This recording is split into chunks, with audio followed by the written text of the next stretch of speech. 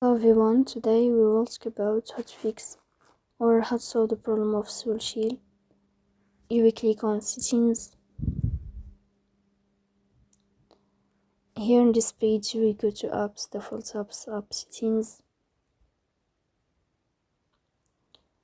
On above you will search about SoulChill app and you will click here.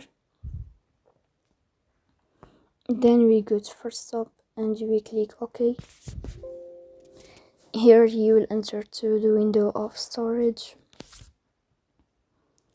Then we click on clear cache, but pay attention, don't click clear data because that can delete your account. Then we go to Play Store. You can uninstall your app and you can install it again, so please don't forget to support us by like and subscribe. See you next time.